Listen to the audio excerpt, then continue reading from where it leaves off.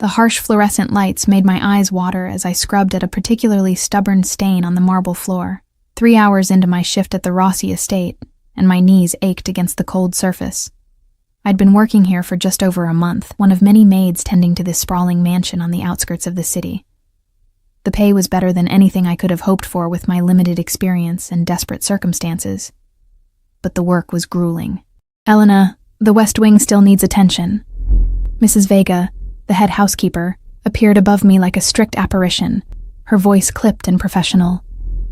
"And don't forget Mr. Rossi is hosting guests tonight. Everything must be immaculate." I nodded, not daring to mention I'd been working without a break. "Yes, Mrs. Vega. I'll go there now." The West Wing. My stomach tightened. It housed Mr. Rossi's private study and rooms that remained perpetually locked. None of us spoke about it, but we all knew who Matteo Rossi was, what he was. The whispers among the staff painted him as both monster and savior, depending on who you asked. I had yet to see him in person, as he was often away on business, but his presence saturated every corner of this house. I gathered my cleaning supplies, the smell of lemon polish and bleach clinging to my uniform. As I made my way through the labyrinthine corridors, the mansion transformed around me. Plush carpets replaced sterile tile, and the art on the walls shifted from pleasant landscapes to imposing portraits and abstract pieces worth more than I would earn in several lifetimes. The sound of men's voices drifted from behind a partially open door at the end of the hallway. I slowed my steps, trying to make myself invisible as I had learned to do. In this house, hearing or seeing the wrong thing could cost you more than just your job. "The shipment will arrive tomorrow night." A gruff voice, unfamiliar, and the issue with the Colombians, a second voice, smoother but cold. I froze. I should turn around. I should walk away right now. But before I could retreat, the door swung open fully, and I found myself face to face with 3 men in tailored suits. 2 I didn't recognize, burly, stern-faced men with subtle bulges beneath their jackets that I knew instinctively were weapons. And then there was the 3rd man. I knew immediately who he was, though we'd never met. Matteo Rossi stood slightly apart from the others, an air of authority radiating from him like heat from a flame. Tall, with broad shoulders tapering to a lean waist, he wore his charcoal suit like armor. His dark hair was neatly styled, contrasting with the shadow of stubble along his sharp jawline. But it was his eyes that trapped me, so dark they were almost black, assessing me with cool detachment. I'm sorry, sir. Mrs. Vega sent me to clean the West Wing." My voice came out as barely a whisper. My cleaning caddy clutched against my chest like a shield. The 2 men tensed, hands moving subtly toward their concealed weapons, but Rossi raised a hand, stopping them with that simple gesture. "What's your name?" His voice was surprisingly soft, with an underlying Italian accent that emerged on certain syllables. "Elena Moretti, sir." I kept my eyes lowered, heart hammering so loudly I was certain he could hear it. "Moretti?" Something flickered across his face. Recognition, perhaps. "Italian heritage?" "On my father's side, sir." Why was he asking? Why did it matter? He studied me for a long, uncomfortable moment. Up close, I could smell his cologne, something expensive with notes of sandalwood and amber. There was a small scar above his right eyebrow, a tiny imperfection on his otherwise immaculate face. "The West Wing will have to wait," he finally said. "Marco, Lorenzo, give us a moment."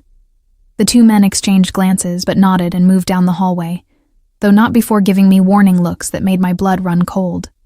"Follow me," Rossi said, turning without waiting to see if I would obey, as if there was any question. I followed him into what must have been his study, a vast room with floor-to-ceiling bookshelves, a massive desk of polished mahogany, and windows overlooking the manicured grounds. He gestured toward a chair across from the desk, but I remained standing, still clutching my cleaning supplies, afraid to sit in my dirty uniform on the pristine furniture. "Sit, Elena." This time it wasn't a suggestion. I perched on the edge of the chair, setting my caddy on the floor beside me. "Have I done something wrong, Mr. Rossi?" He moved to a bar cart in the corner and poured amber liquid into 2 crystal glasses. "Do you drink whiskey?" "No, sir. I don't drink on the job." A slight smile curved his lips as he set 1 glass in front of me anyway. Tell me how you came to work here. Was this a test?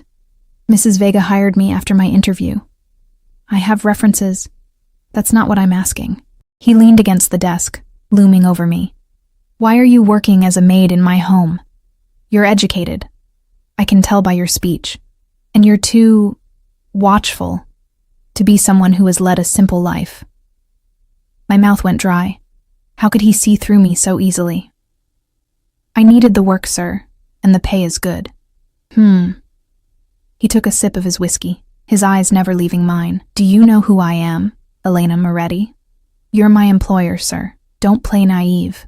It doesn't suit you. Heat rose to my cheeks. People talk. I've heard things. And what things have you heard? I swallowed hard. That you're connected, powerful, that your business interests extend beyond what's strictly conventional. He laughed, a surprisingly warm sound. Diplomatic. I appreciate that. He set down his glass. But I need honesty from those in my home. Those who might overhear things they shouldn't. So tell me, Elena, why are you really here? Because I've had you investigated since you started, and there are some inconsistencies. My blood turned to ice. Investigated? Do you think I let just anyone into my home without knowing everything about them? His voice remained calm, almost gentle, but I could feel the danger beneath. Your references check out, but before 6 months ago, there's very little record of an Elena Moretti. It's almost as if you appeared out of nowhere. I should have been more careful, should have created a more detailed background. But I'd been desperate, and this job had been too perfect to pass up. I left my old life behind, I said carefully, started fresh. Running from something? Or someone? Images flashed through my mind. Jake's face contorted in rage, the bruises hidden beneath my clothes, the baby growing inside me that I hadn't told him about before I fled, the baby I had lost in the stress of my escape. Both, I whispered, unable to meet his gaze. He studied me in silence for what felt like an eternity. Then he straightened and walked to the window, his back to me.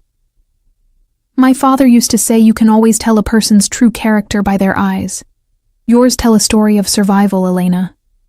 I remained silent, unsure what response he expected. The thing about survivors, he continued, is they do whatever necessary to stay alive, including lying, including infiltrating places where they don't belong. I'm just a maid, I said, my voice stronger than I expected. I clean your house, that's all. He turned back to me, his expression unreadable. Then why did you take a picture of the documents on my desk yesterday? My heart stopped. The phone in my pocket suddenly felt like it weighed 1,000 pounds.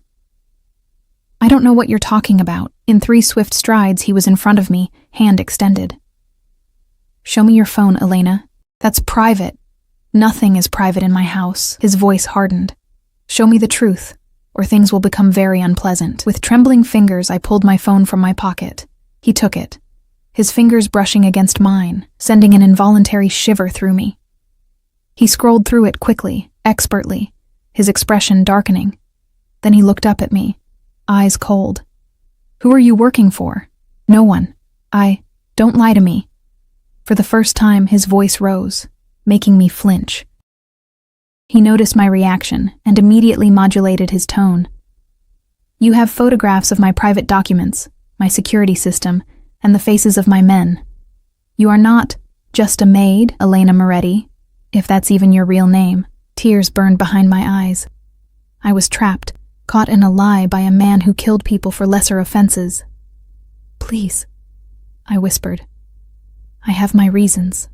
As do I for keeping you alive until you explain yourself. He leaned closer. Last chance. The truth. At that moment, the study door burst open, and Mrs. Vega appeared breathless. Mr. Rossi, forgive the interruption, but there's an incident at the gate. A man claiming to know one of the staff. He's making threats, demanding entry. Rossi's attention shifted. Who? Mrs. Vega's eyes flicked to me. He's asking for Elena. The blood drained from my face. It couldn't be. How had he found me? Rossi caught my expression, understanding dawning in his eyes. Describe him. Tall, muscular, light brown hair, a scar on his neck. He's quite insistent, sir. Security is holding him back, but he's causing a scene. Jake. It was Jake. I see. Rossi's eyes remained on me. Tell them to let him in. Escort him to the south parlor and ensure he's comfortable. I'll speak with him shortly. No! The word burst from me before I could stop it. Both Rossi and Mrs. Vega stared at me in surprise. Please don't let him in. He's dangerous. More dangerous than me? Rossi asked softly, a strange glint in his eye. Mrs. Vega looked between us, clearly confused. Sir? Do as I said, Mrs. Vega, and send Marco to me immediately. She nodded and left, closing the door behind her. The moment she was gone, Rossi's demeanor changed entirely. He moved with lightning speed, taking my arm and pulling me to my feet. You have exactly 30 seconds to tell me who that man is and why you're really here before I hand you over to him. The tears I'd been fighting spilled over. His name is Jake Mercer. He's my ex-fiancé. He's the one I was running from. Rossi's grip on my arm loosened slightly. And the photos on your phone? Insurance, I whispered. In case he found me. I thought if I had something valuable, something dangerous to someone powerful, it might keep me safe if he ever tracked me down. So you chose to blackmail me? His voice was dangerously soft. I never intended to use them unless I had no choice. Please, you don't understand what he's like. What he'll do to me if he gets me alone. Something in Rossi's expression shifted. Oh, but I do understand men like him, Elena, better than you might think. He released my arm and stepped back. Stay here. Don't move. Don't speak to anyone. Do you understand? I nodded, too terrified to do anything else. He moved to the door but paused with his hand on the knob. If you're lying to me about any of this, you'll wish I had handed you over to him. And then he was gone, leaving me alone in his study, surrounded by evidence of his illicit empire, with nothing but the certainty that whatever happened next would irreversibly change my life. The clock on the wall ticked loudly in the silence, counting down the moments until my past and present collided. Minutes passed like hours as I stood frozen in Rossi's study. I could flee. The window was right there, and in the chaos of Jake's arrival, I might slip away unnoticed. But where would I go? Jake had found me once. He would find me again, and now I had Rossi to fear as well. I moved to the window, watching as rain began to spatter against the glass. The manicured ground stretched before me, bordered by a high stone wall with security cameras mounted at regular intervals. A gilded cage, and I had willingly walked into it. My phone sat on Rossi's desk where he'd left it. I picked it up, my finger hovering over the delete button for the incriminating photos, but something stopped me. These photos were my only leverage, my only protection in a house full of dangerous men. The door opened, and I whirled around, expecting Rossi's return. Instead, Marco entered, his face impassive. Mr. Rossi requests your presence, he said flatly. Where is he? My voice came out as barely more than a whisper. With your visitor. My stomach dropped. Jake and Rossi in the same room. It was a nightmare scenario. What is he going to do? Marco's expression didn't change. That depends on you, I suspect. Follow me. We moved through the mansion in tense silence. The usual bustle of staff was noticeably absent. Mrs. Vega must have cleared them away from whatever was about to happen. As we approached the south parlor, I heard voices, one raised in anger, unmistakably Jake's, and the other calm and measured, Rossi. Marco stopped outside the door. He said to wait until called. I nodded, straining to hear the conversation within. Don't care who you are. She's mine, and I've come to take her home. Jake's voice slurring slightly.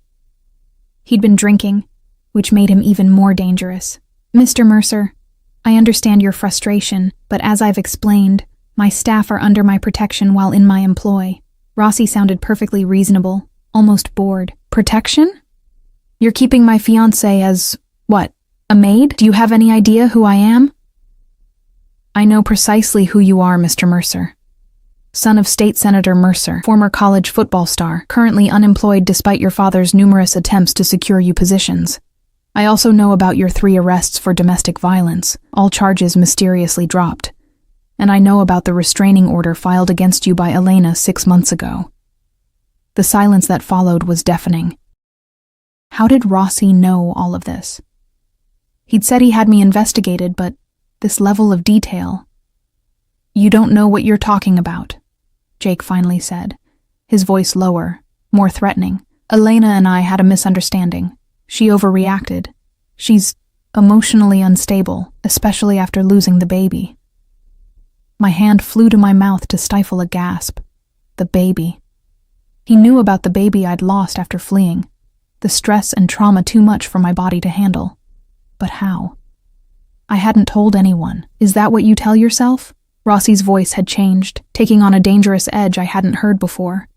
"That she's unstable? That she deserved what you did to her?" "Listen, you Italian piece of sh..." There was a sudden commotion, the sound of furniture scraping, a grunt of pain, and then silence. "Marco," Rossi called, his voice eerily calm. "Bring her in now." Marco opened the door and gave me a slight push forward. The scene inside made me freeze in the doorway. Jake was seated in a chair, but not by choice. 2 of Rossi's men, one I recognized as Lorenzo, stood on either side, hands on his shoulders, keeping him in place. Jake's face was flushed with anger and alcohol, a trickle of blood running from his split lip. His eyes found mine, and the familiar mixture of rage and possessiveness made my skin crawl. "Elena," he said, attempting a smile that came out as a grimace. "Baby, tell these men there's been a mistake. Tell them you're coming home with me." Rossi stood with his back to the fireplace, watching me intently. His posture was relaxed, one hand in his pocket, but there was nothing casual about the cold calculation in his eyes. "Elena," Rossi said softly, "your friend seems to think you belong to him, that you want to leave my employment and return with him. Is this true?" All eyes in the room were on me, Jake's pleading and threatening at once, Rossi's coolly assessing, the guards impassive. I straightened my spine, finding strength I didn't know I possessed. "No, I don't want to go anywhere with him." Jake lunged forward but was immediately shoved back into the chair. "You ungrateful bitch, after everything I've done for you. You think you can just walk away from me?" "I already did," I said, my voice steadier than I felt. 6 months ago. And I have a restraining order against you, Jake. You're not supposed to be within 500 feet of me." "A piece of paper doesn't mean shit," Jake snarled. "You're mine, Elena. You've always been mine, and no one," he shot a venomous look at Rossi, "is going to keep what's mine from me." Rossi moved then, crossing the room to stand beside me. Though he didn't touch me, I could feel the heat of his body, smell that expensive cologne. Somehow, his presence steadied me. "Mr. Mercer," Rossi said, his accent more pronounced now, "I'm afraid you've wasted a trip. Elena has made her choice clear. She works for me now, and she's staying." "You don't understand," Jake said, changing tactics, his voice taking on the reasonable tone he used to manipulate others. "She's not well. She's been through trauma. She lost our baby, and she hasn't been the same since. She needs help, professional help. Her family agrees with me. My family, the ones who had sided with Jake after he'd convinced them I was unstable, that my accusations against him were delusions. They hadn't believed me either." "Is that true, Elena?" Rossi asked. "Are you unwell? Do you need professional help?" I met his gaze, seeing something I hadn't expected. A genuine question, not a threat. The only thing wrong with me was believing I deserved what he did to me. "I'm not crazy. I never was." Rossi nodded slightly, then returned his attention to Jake. "You hear that, Mr. Mercer? The lady is staying. Now, I've been polite thus far because of your father's position, but my patience is wearing thin. I suggest you leave my property immediately and forget Elena's whereabouts." Jake laughed, an ugly sound. "You think I'm afraid of you? Do you know who my father is? One call from me, and he'll have the FBI crawling all over this place. Everyone knows what you really are, Rossi. A criminal. A thug in an expensive suit." The temperature in the room seemed to drop. Rossi's men tensed, hands moving toward their weapons, but Rossi himself remained perfectly still. "Show him," Rossi said quietly. Lorenzo nodded and pulled a tablet from inside his jacket. He tapped the screen a few times, then held it in front of Jake's face. I couldn't see what was displayed, but the color drained from Jake's face. That's... Where did you get those? Jake's voice was barely audible. I have many resources, Mr. Mercer.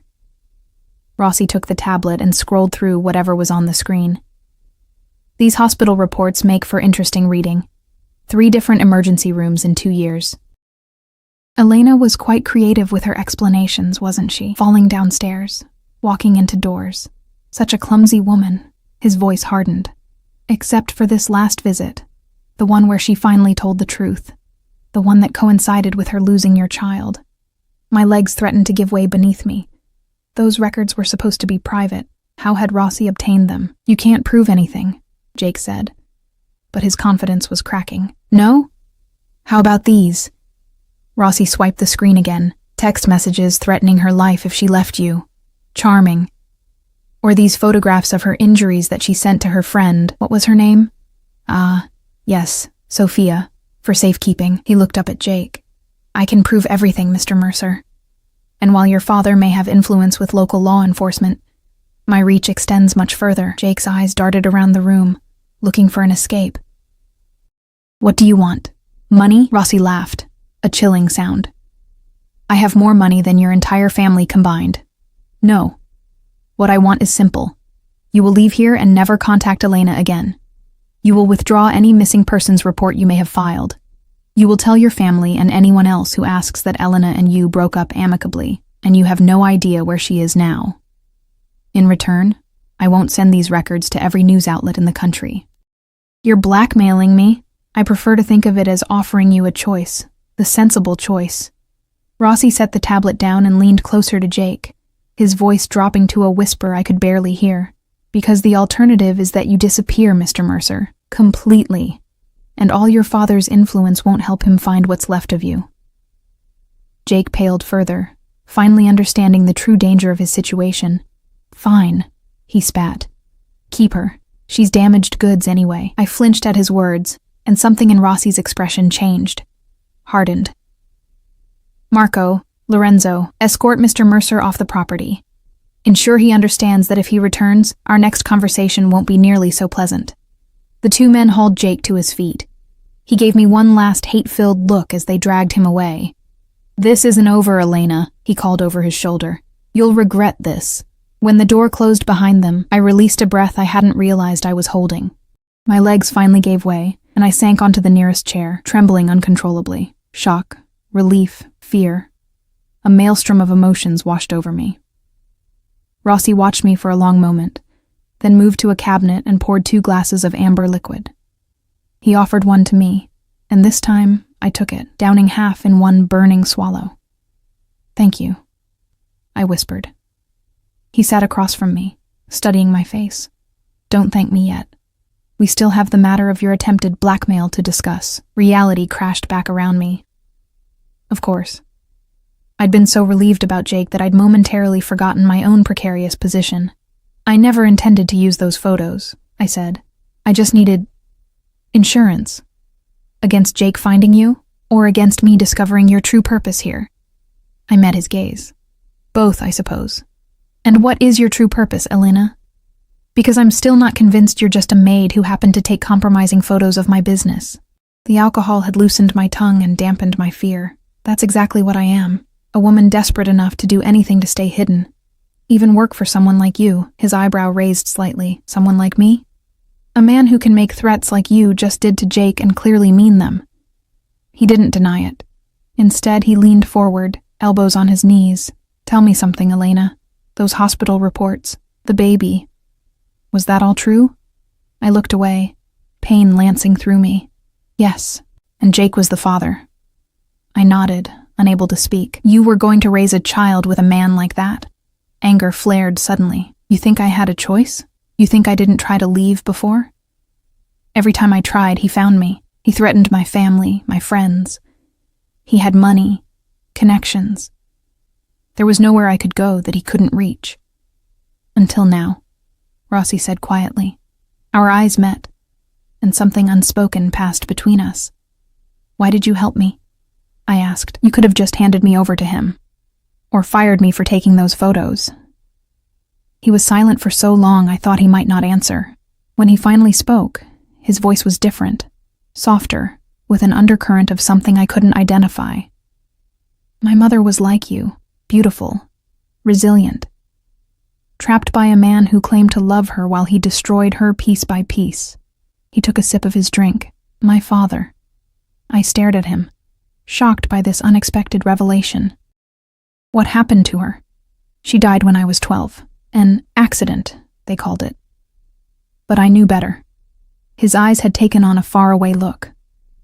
I swore then that I would never become my father, and that I would never stand by while another man did to a woman what he did to my mother. I didn't know what to say. This vulnerability from a man like Rossi was the last thing I had expected. Your photos, he said, abruptly changing the subject. Delete them. Without hesitation, I took out my phone and erased every incriminating image I had taken. I held up the screen to show him it was done. What happens now? I asked quietly. He stood, straightening his already immaculate suit. Now, Elena Moretti, we have a decision to make. You know too much about my business to simply return to being a maid, and after tonight's display, Jake may not stay away forever, despite my warnings. Fear clawed its way back up my throat. Are you firing me? No. He moved to the window, looking out at the rain that was now falling heavily. I'm offering you a choice. You can leave. I'll provide you with enough money to start over somewhere new, with a new identity that even Jake won't be able to trace. Or? I prompted, when he didn't continue. He turned back to me, his dark eyes intense. Or you can stay. Not as a maid, but as my assistant. Someone who works closely with me, under my direct protection. Jake wouldn't dare touch you then. Your assistant? I repeated, bewildered.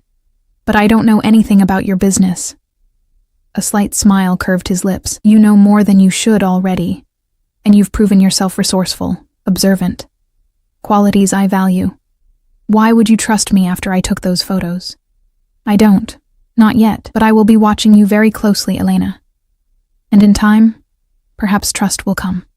The clock on the mantel chimed, breaking the tension between us. Outside, the storm intensified.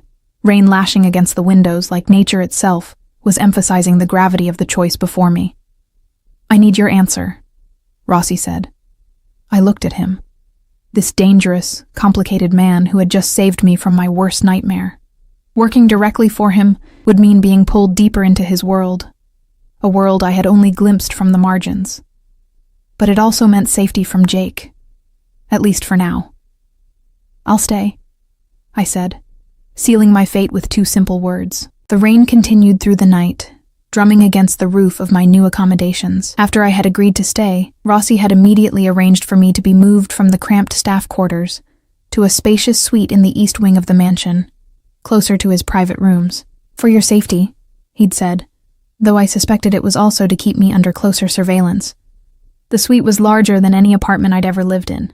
A bedroom with a king-size bed draped in luxurious linens, a private bathroom with a marble tub big enough to swim in, and a sitting room with floor-to-ceiling bookshelves. It felt surreal to be surrounded by such opulence after months of bare-bones living, first on the run and then in the servants' quarters. I stood at the window, watching lightning illuminate the grounds in brief electric flashes. What had I agreed to? Working directly for Matteo Rossi meant being pulled into his world, a world of power, danger, and secrets I wasn't sure I wanted to know. But the alternative, running again, always looking over my shoulder, seemed worse somehow. A soft knock at my door startled me from my thoughts. It was nearly midnight. Who would be calling at this hour? Cautiously, I approached the door. Who is it? I called, one hand on the lock. Mrs. Vega, Miss Moretti.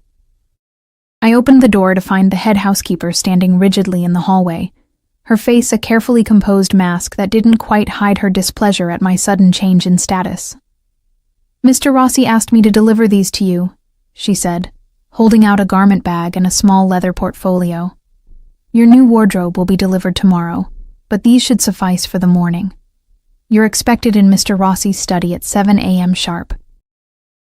I took the items, noting the designer label on the garment bag. Thank you, Mrs. Vega. She didn't move, her eyes scanning the room behind me. "May I speak frankly, Miss Moretti?" Something in her tone made me tense. "Of course." "You're not the first," she said, her voice lowered. "Mr. Rossi occasionally elevates staff to positions closer to him. It never ends well for them." A chill ran through me despite the warmth of the room. "This isn't what you think. He offered me a job as his assistant because of my situation with Jake." "Of course," she said, her tone making it clear she didn't believe me. "Just be careful. Mr. Rossi can be generous, even kind in his way, but he's also dangerous. More dangerous than your ex-fiancé, though in different ways." Before I could respond, she turned and walked away, leaving me standing in the doorway with more questions than answers. Inside the garment bag, I found an elegant black dress and matching blazer, along with silk undergarments still bearing price tags that made me gasp. The portfolio contained an employment contract outlining my new position as personal assistant to Matteo Rossi, with a salary that was more than 5 times what I'd been making as a maid. I sat on the edge of the bed, contract in hand, reality sinking in. There would be no going back to my old life, not that I wanted to. But moving forward meant stepping into unknown territory. I thought of Mrs. Vega's warning, "You're not the first." What had happened to the others? Sleep evaded me that night, my mind too full of the day's events. When I finally drifted off near dawn, my dreams were a confusing tangle of Jake's rage and Rossi's dark, unreadable eyes. At precisely 6:55 a.m., I stood outside Rossi's study, dressed in the clothes he'd provided. The dress fit perfectly, almost suspiciously so, hugging my curves without being inappropriate for a professional setting. I'd pulled my hair back into a sleek ponytail and applied minimal makeup, unsure of what was expected in my new role. "You can go in," Marco said, appearing silently beside me. "He's waiting." I jumped, startled by his sudden presence. "Do you always sneak up on people like that?" A hint of amusement flickered across his usually stoic face. "Only the ones who need to learn to be more aware of their surroundings. Point taken." I knocked once on the heavy wooden door and entered at Rossi's. "Come in." He sat behind his massive desk, reading from a stack of papers. Unlike yesterday, he was dressed more casually, dark trousers and a crisp white shirt with the sleeves rolled up to expose muscled forearms. A holster was visible under his left arm, the gun a stark reminder of who he really was. "Good morning, Elena," he said without looking up. "Coffee?" I noticed a silver tray on a side table with an elaborate espresso machine. "Yes, thank you." "Make mine as well. Black, 2 sugars." So this was how it would begin, with me making his coffee. I moved to the machine, grateful that I at least knew how to use one from my brief stint at a cafe before coming here. "I see the clothes fit," he commented as I brought him his cup. His eyes tracked over me briefly, professionally, but I still felt exposed somehow. "Yes, thank you." "How did you know my size?" A slight smile. "I'm observant." I took a seat across from him, sipping my own coffee. "What exactly will my duties entail, Mr. Rossi?"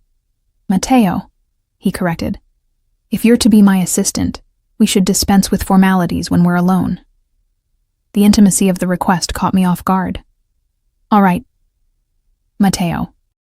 His name felt strange on my tongue, foreign yet somehow familiar. He slid a tablet across the desk toward me. "Your primary responsibilities will include managing my schedule, arranging travel, handling correspondence, and occasionally accompanying me to meetings or events. The tablet is secured with encryption.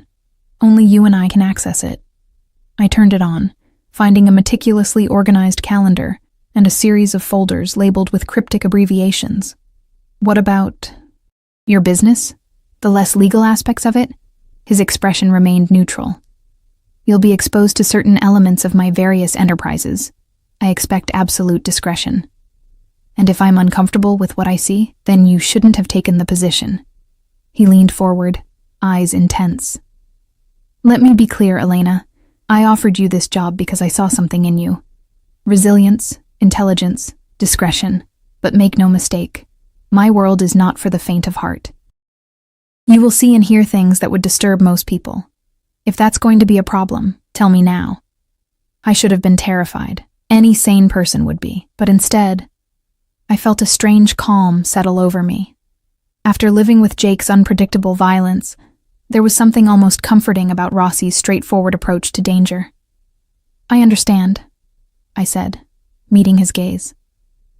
I'm not naive about who you are or what you do, but I made my choice last night, and I'll stand by it. He studied me for a long moment, then nodded, apparently satisfied. Good. Now, your first task is to review these files. He slid a folder across the desk. They contain information on guests attending a charity gala I'm hosting next week. I need to know everything about them, their businesses, their vulnerabilities, their allegiances. I opened the folder to find dossiers on several prominent business figures and politicians. You're investigating your own guests? In my position, information is power, Elena. I never walk into any room without knowing exactly who I'm dealing with. He stood, moving to refill his coffee. Just as I investigated you, I looked up sharply. How much do you know about me? More than you've told me. He leaned against his desk, closer to me now. I know you were born Elena Sofia Moretti in Boston, that your mother died when you were 15. That you graduated with honors from Boston University with a degree in international relations.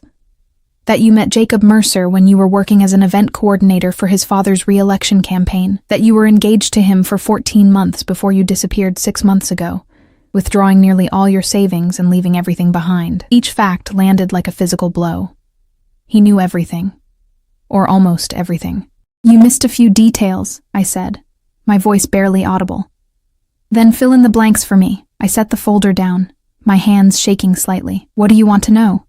Everything you haven't told me, starting with why a woman with your education and background was working as a maid in my home. I took a deep breath, steeling myself. If I was going to work for him, to rely on his protection, he deserved the whole truth. After I left Jake, I went to a women's shelter in Philadelphia. I was pregnant with his child. The words caught in my throat, still painful to say aloud. The stress, the fear, maybe the injuries from the last time I lost the baby 3 weeks after I left him. Rossi's expression softened almost imperceptibly. I'm sorry. I had to keep moving. Jake's family has connections everywhere. Police, private investigators, they were all looking for me. I changed my appearance, used cash only, stayed off social media. But I was running out of money, and I needed somewhere to hide where Jake wouldn't think to look. So you applied for a job in the home of a known criminal, Rossi finished, a hint of incredulity in his voice. Wasn't that trading one danger for another? I laughed bitterly. At least your reputation suggested you don't hurt women, and I thought I'd be invisible here. Just another maid in a big house. Until you decided to take those photos. I looked away. That was impulsive. Stupid. I overheard something about a shipment coming in, saw the documents on your desk. I thought if I had leverage, something I could threaten to expose if Jake ever found me, you'd have been dead before you could use them. Rossi said matter-of-factly. My men would have found them on your phone, traced any copies you might have made, and eliminated the threat. A chill ran through me at his casual description of my potential murder. Then why am I still alive? Why offer me this position instead of just eliminating the threat? He returned to his chair, expression unreadable. As I said, I saw something in you, something familiar. He paused. And perhaps I have a weakness for survivors. Before I could respond, the door opened, and Lorenzo entered without knocking, his face grim. Boss, we have a situation. The Colombians are demanding a meeting, today. Rossi's demeanor changed instantly, all traces of our almost intimate conversation vanishing. When and where? Their territory. Warehouse by the docks. 2 hours. Absolutely not, Rossi said, his voice hard. Neutral ground or nothing. Lorenzo shifted uncomfortably. They say they have information about a leak in your organization, someone feeding information to the feds. Rossi's eyes flicked briefly to me, then back to Lorenzo. Fine. But not the warehouse. The restaurant on 12th. Private room. And tell Marco to double security. Lorenzo nodded and left as abruptly as he'd arrived. Rossi turned back to me. All business now. Study those files. I'll expect a summary when I return. He moved to a closet in the corner of the study and extracted a different jacket. This one slightly bulkier, designed, I realized, to better conceal his weapon. Be careful, I said, before I could stop myself. He paused, looking at me with an expression I couldn't read. Always. Then he was gone. leaving me alone with the dossiers of his guests and the lingering scent of his cologne. The hours stretched as I waited for Rossi's return. I'd completed my review of the files, making detailed notes on each guest, their businesses, connections, potential leverage points. It was disturbing how easily I'd slipped into this role, analyzing people as assets or threats rather than human beings. Twilight had fallen by the time I heard footsteps approaching the study. I sat up straighter, arranging my notes, but it wasn't Rossi who entered, Miss Moretti, Marco said, his expression even more stoic than usual. Mr. Rossi requests your presence. Where is he? His private quarters, this way. I followed Marco through corridors I'd never seen before, deeper into Rossi's domain. We stopped before an unmarked door, where Marco knocked 3 times before opening it. The room beyond was a surprise. Not the austere, minimalist space I'd expected, but a warm, almost cozy sitting room with leather furniture, richly colored rugs, and walls lined with books. A fire crackled in a stone fireplace, casting dancing shadows across the room. Rossi stood with his back to the door, a tumbler of amber liquid in his hand. He'd removed his jacket and holster, and I could see a dark stain on the side of his white shirt. Thank you, Marco. That will be all, Rossi said without turning. Marco hesitated, clearly reluctant to leave. Boss, the doctor said. I'm fine. Go. With one last concerned look, Marco left, closing the door behind him. Rossi finally turned to face me, and I gasped. A bruise was forming along his jaw, and a small cut above his eyebrow had been recently cleaned. What happened?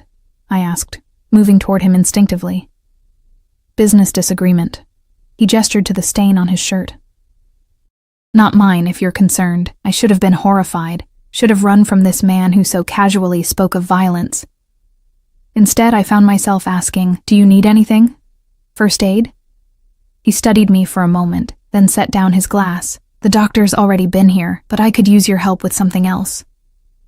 He began unbuttoning his shirt, wincing slightly. The doctor wrapped my ribs, nothing broken, just bruised. But I need to change. I froze, uncertain. Was this a test? A seduction? But as the shirt fell away, revealing the white bandages wrapped tightly around his torso, I saw only vulnerability, not an advance. There's a clean shirt in the wardrobe, he said, nodding toward a door to what I assumed was his bedroom. I moved to retrieve it, hyper-aware of the intimacy of being in his private space. The bedroom was as I might have expected. Dark woods, rich fabrics, impeccably organized. I found a shirt hanging in the massive wardrobe and returned to find Rossi sitting on the edge of a chair, looking uncharacteristically tired. Here, I said, holding it out. He took it, but made no move to put it on. The meeting didn't go as planned, he said, his voice low. The Colombians were setting us up. Someone had told them things they shouldn't know about my operation. I tensed. The leak they mentioned?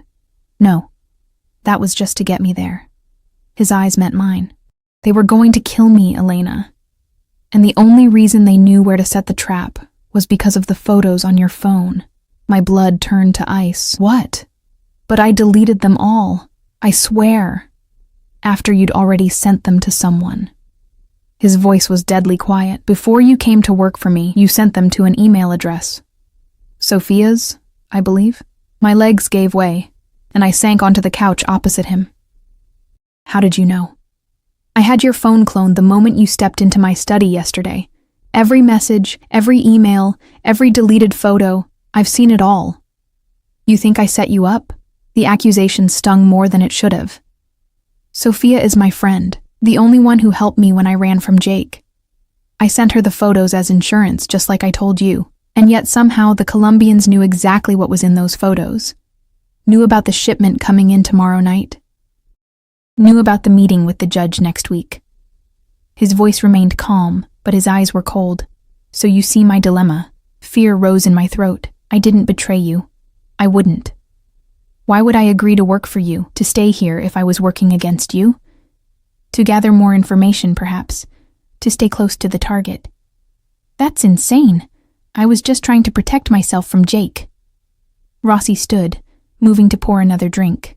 The firelight played across his bare torso, highlighting old scars I hadn't noticed before. Then how do you explain the Colombians' knowledge? I don't know.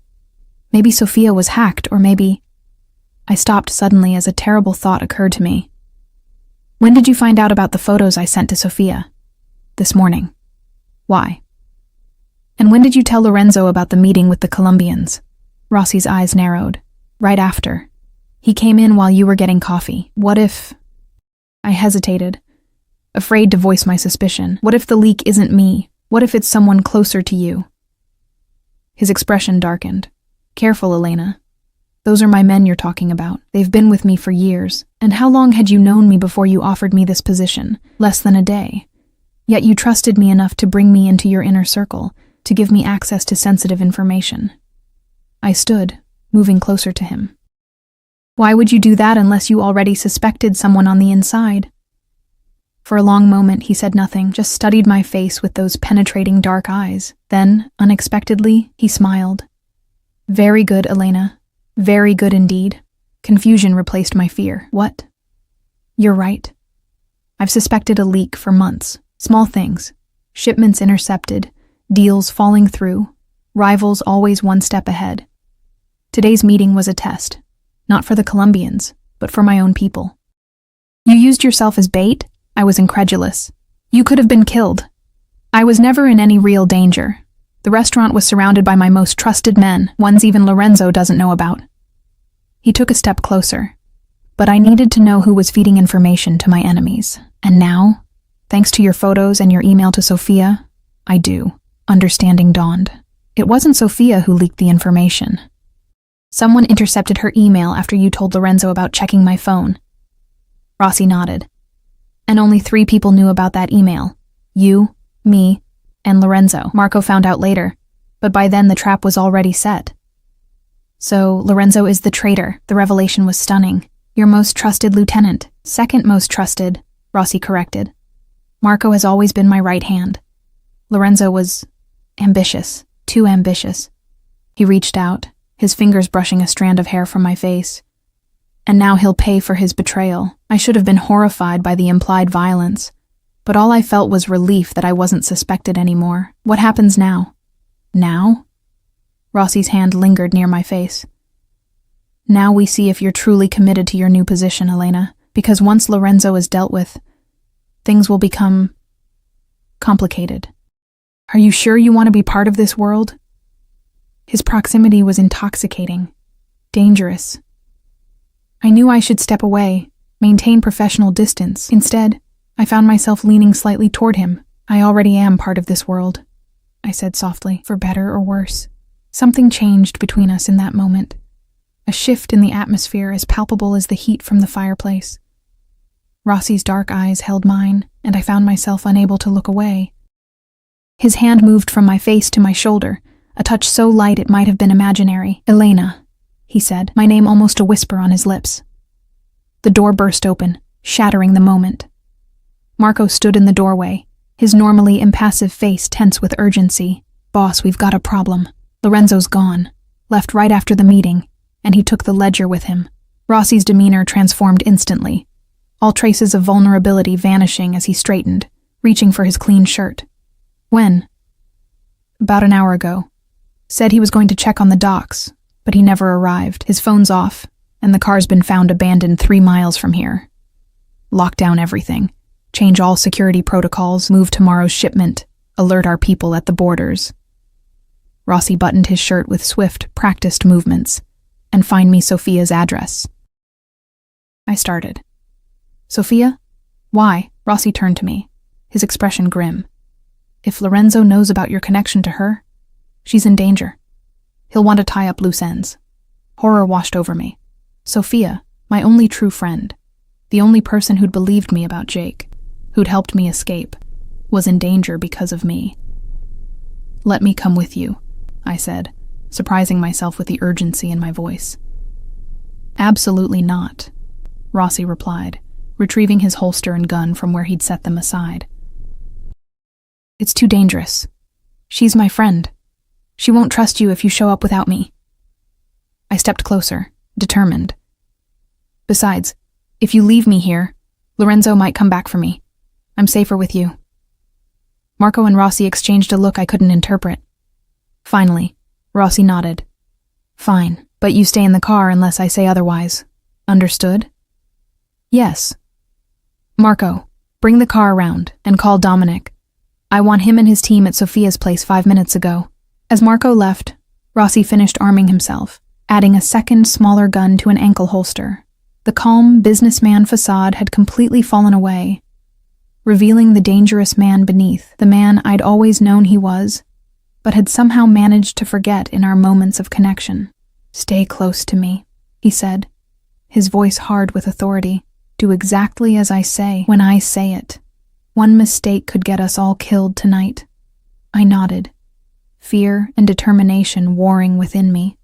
I understand. The drive to Sophia's apartment was tense, the silence broken only by Marco's occasional updates through the car's secure phone system.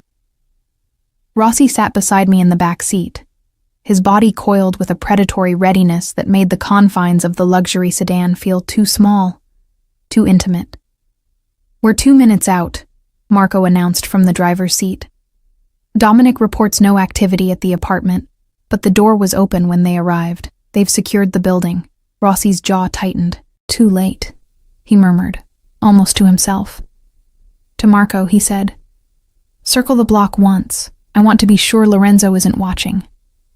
My hands clenched in my lap. If he's hurt her? Don't think about that now. Rossi cut me off, his voice gentler than I expected. Focus on what you need to do.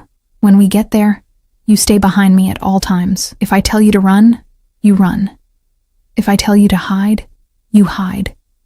No questions, no hesitation. The gravity of the situation hit me fully then. This wasn't a movie. It was real danger, real lives at stake. I understand.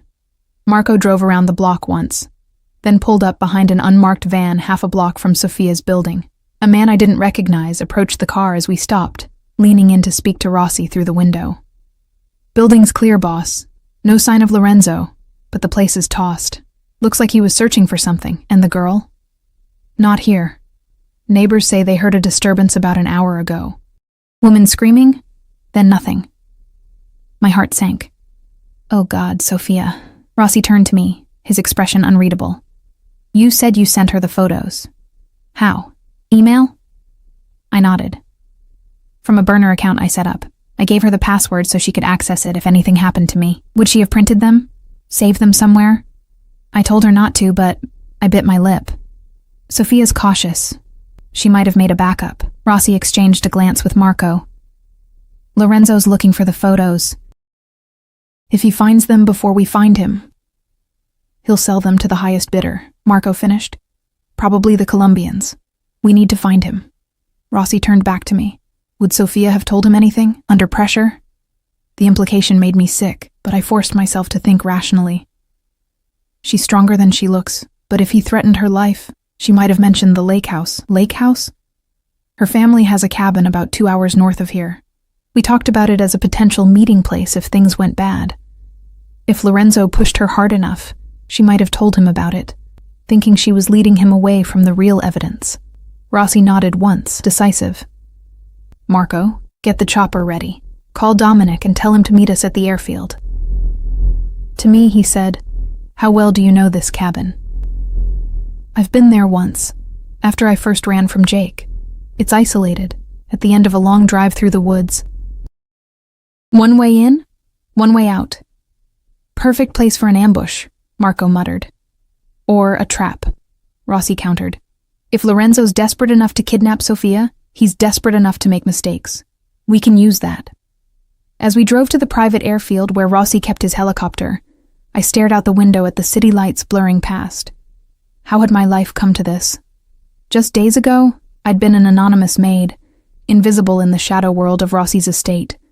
Now I was racing toward a confrontation with a traitor who'd kidnapped my only friend, sitting beside a man who killed his enemies without remorse.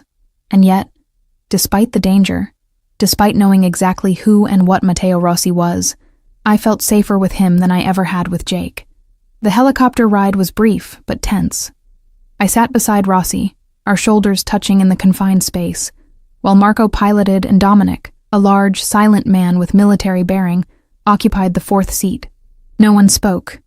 The rhythmic beat of the rotors made conversation difficult anyway. As we approached the coordinates I'd given for Sophia's cabin, Rossi handed me a set of night vision binoculars. "There," I said, pointing to a small structure nestled among the trees near the shore of a small lake. "That's it." Rossi took the binoculars, scanning the area. One vehicle parked outside, lights on inside. He passed the binoculars to Dominic. "Assessment?" Two figures visible through the windows. One seated, probably restrained. The other moving around.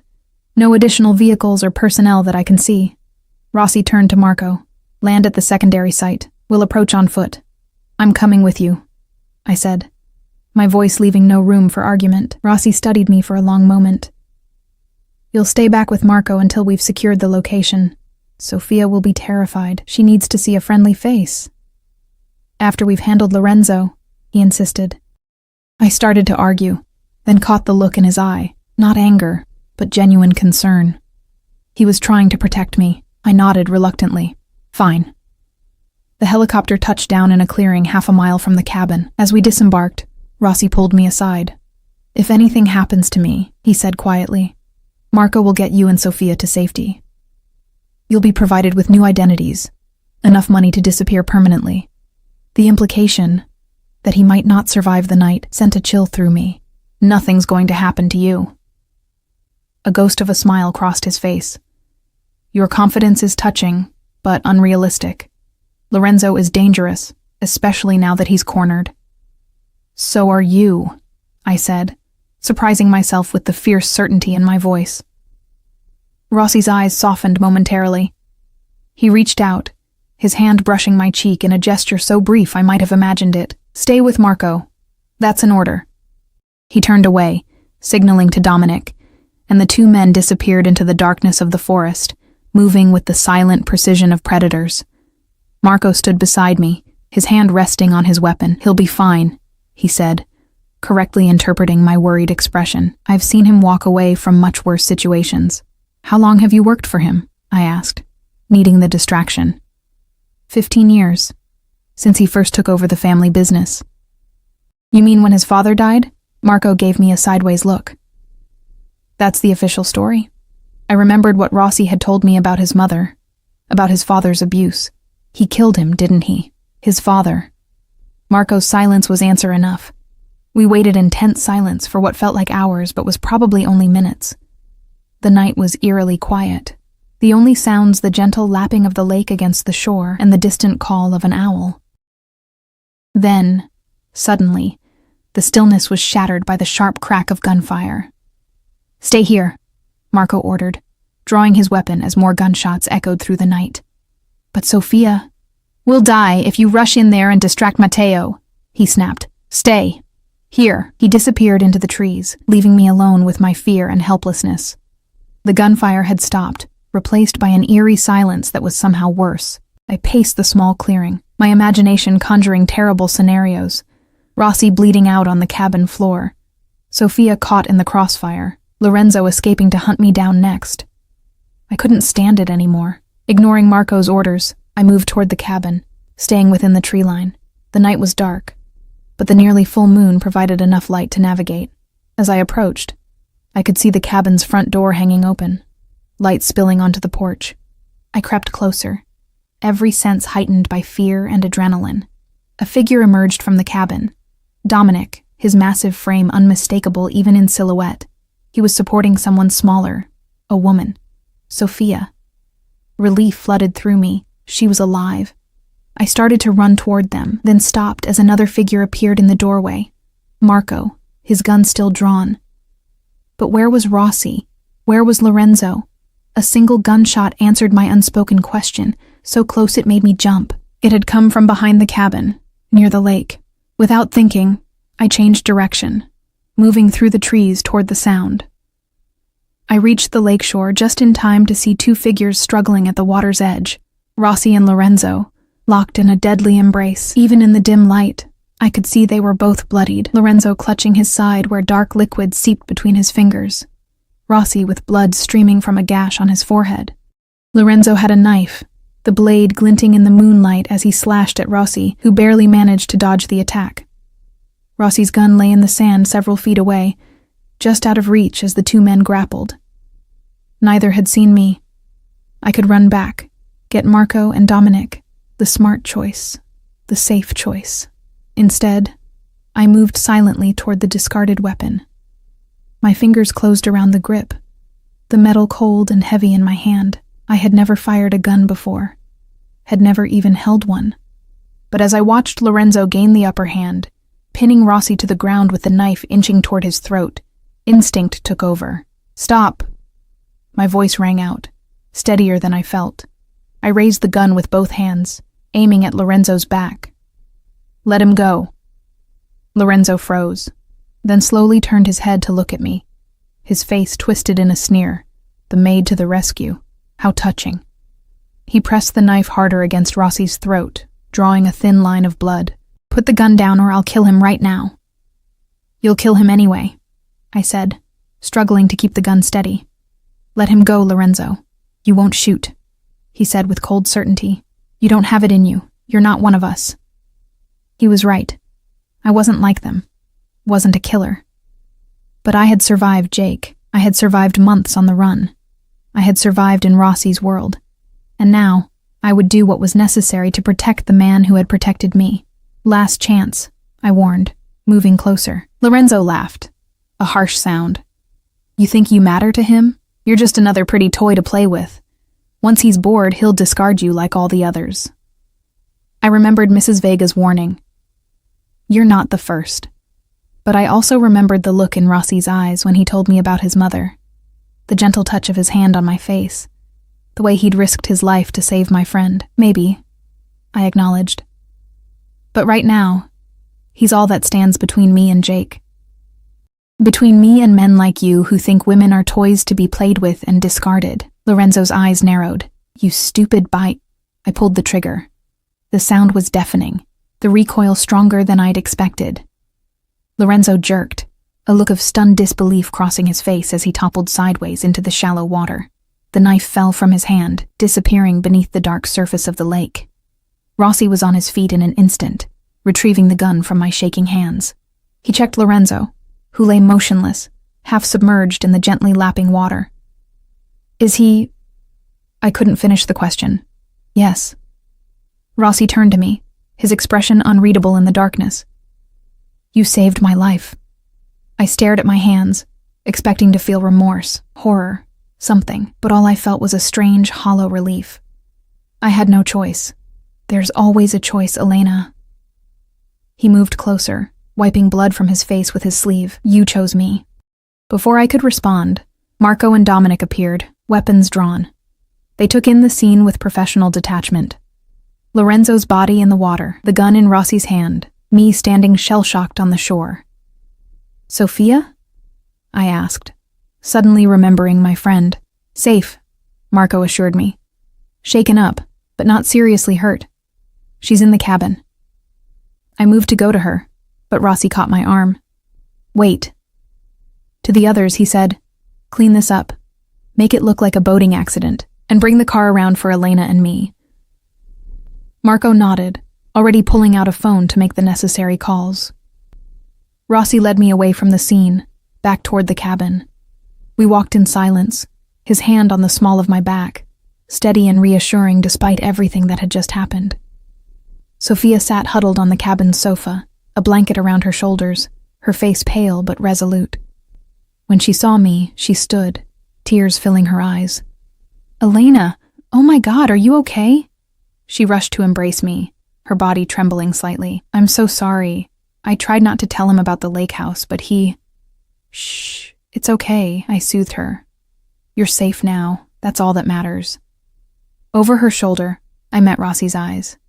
He stood in the doorway, watching us with an expression I couldn't quite read. Something between possession and protection.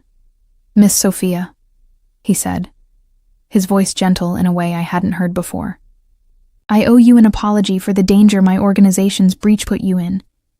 You have my word that nothing like this will ever happen again." Sophia pulled back from our embrace, looking between Rossi and me with dawning understanding. "You're with him now. she said quietly. Not a question, but a realization. It's complicated, I replied, because there was no simple explanation for what Rossi and I had become to each other in these few intense days. She nodded slowly. Jake found me first, about a month ago. Threatened me, but I convinced him I hadn't heard from you. A small, fierce smile curved her lips. Then I called in an anonymous tip about his drug use to his father's campaign office. Last I heard, the senator had shipped him off to some discreet rehab facility to avoid a scandal. I stared at her in amazement. Sweet, gentle Sophia had gone toe-to-toe with Jake and won. You are incredible. I protect the people I love. She glanced at Rossi. I'm guessing you do too, Mr. Rossi. Something unspoken passed between them, some understanding that transcended words. Rossi inclined his head in acknowledgement. Indeed. Marco appeared at the door. Car's ready, boss. Thank you. Rossi turned to me. It's time to go. Dominic will ensure Sophia gets home safely. I hugged my friend one last time. I'll call you soon. I promised. You'd better. She squeezed my hand. And Elena? Be careful. But also, be happy. The drive back to the helicopter was silent, the events of the night settling around us like a heavy cloak. I had killed a man. I should have been horrified, traumatized. Instead, I felt only a strange sense of clarity, as if the world had suddenly come into sharp focus. What happens now? I finally asked as the helicopter lifted off, carrying us back to a life that could never be the same. Rossi took my hand, his thumb tracing gentle circles on my palm. That depends on you. On me? You've seen the worst of my world now, experienced it firsthand. His dark eyes searched mine. You could still walk away. I would set you up somewhere safe, somewhere not even Jake could find you if he ever gets out of rehab. I considered it a normal life, free from fear, free from the shadows of Rossi's world. It was tempting, in its way. But then, I thought of the look in his eyes when he spoke of his mother, the gentle touch of his hand on my face, the unwavering protection he had offered me when he barely knew me. What if I don't want to walk away? I asked softly.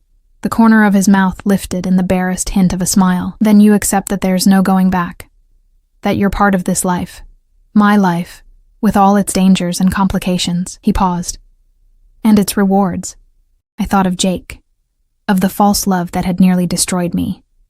Then I thought of Rossi, who had never pretended to be anything other than what he was, dangerous, powerful, complex, but also honorable in his way, protective of those under his care. I made my choice when I pulled that trigger, I said, meeting his gaze steadily. I chose you.